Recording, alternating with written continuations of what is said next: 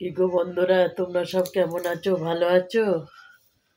আমি জানো তো ভালোই আনন্দ করলাম মায়ের পুজোতে, কিন্তু এখন শরীরটা আবার খুব খারাপ হয়েছে। ভীষণ গায়ে জ্বর।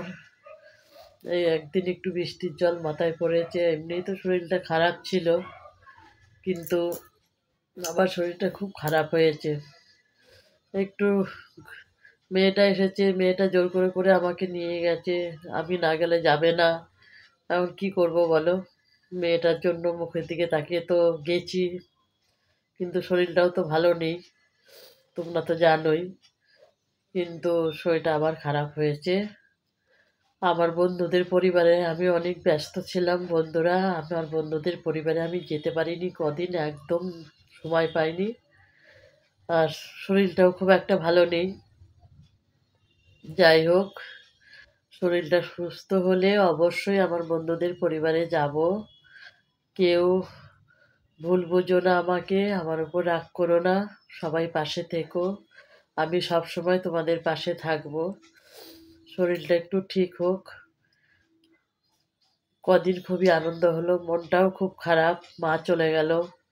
কদিন ভীষণই আনন্দ হয়েছে আমার নাতিকে, আমার নারুগোপালকে পেয়ে, আমার মেয়েকে পেয়ে।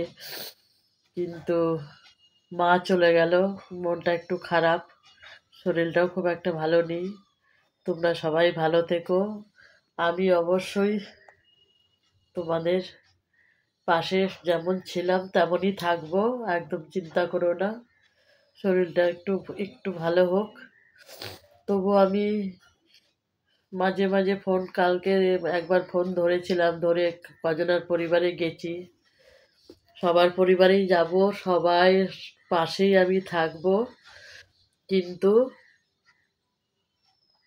কেউ কিন্তু তোমরা আমাকে ভুল বুঝো না, আমি তোমাদের পাশে আছি, থাকবো, সব সময়ের জন্য থাকবো। আমি তোমাদের পাশে আছি। আর তোমাদের ভালোবাসার ঋণ আমি কখনো শোধ করতে পারবো না। আর সকলকে জানাই শুভ বিজয়ার অনেক অনেক ভালোবাসা। সত্যি মনটা খারাপ লাগছে, মা চলে গেছে, মনটা খুবই খারাপ লাগছে।